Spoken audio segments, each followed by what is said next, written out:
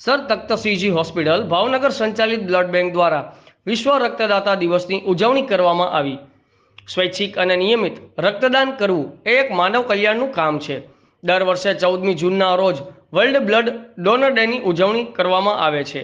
આ ઉજવણી Karl લેન્ડસ્ટેનર ABO blood ગ્રુપના શોધકના જન્મદિવસ નિમિત્તે કરવામાં આવે છે, જે દર 2004થી દર વર્ષે 14મી જૂનના દિવસે ઉજવવામાં આવે છે।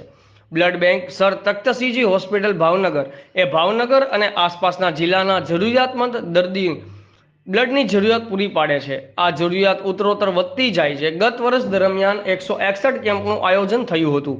કુલ 17,263 રક્તદાતાઓએ રક્તદાન કર્યું અને દર્દીઓને તેમની જરૂરિયાત મુજબ 28,900 યુનિટ રક્ત ઘટકો સારવારમાં આપવામાં આવ્યા।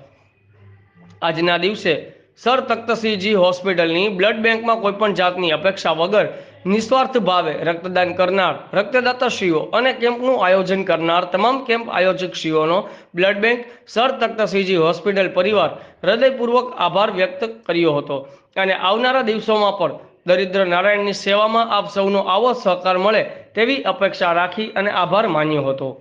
Blood bank sir Takhtsinhji hospital Bhavnagar દ્વારા 14મી જૂન વિશ્વ રક્તદાતા દિવસની ઉજવણીના ભાગરૂપે બ્લડ બેંક ખાતે સવારે 9 કલાકથી સાંજે 5 કલાક સુધી તેમજ સરકારી મેડિકલ કોલેજ ભાવનગર ખાતે સવારે 9થી બપોરે 12 વાગ્યા સુધી બ્લડ ડોનેશન કેમ્પનું આયોજન કરવામાં આવ્યું હતું। Reporter Anwar Laxmidhar, Azad media live, Bhavnagar.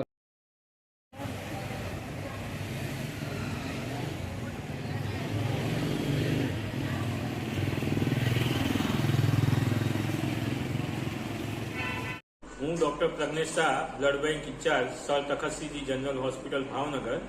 આજે વિશ્વ રક્તદાતા દિવસ 2024, જે 20 years of celebrating giving, thank you blood donors, your gift of life is priceless, આ થીમ ઉપર આજના દિવસની ઉજવણીના ભાગરૂપે અમે નર્સિંગ કોલેજ ખાતે પ્રતિજ્ઞા લેવડાવી છે તમામ નર્સિંગ સ્ટુડન્ટની। લગભગ 300 જેટલા નર્સિંગ સ્ટુડન્ટ એમાં હાજર રહ્યા હતા।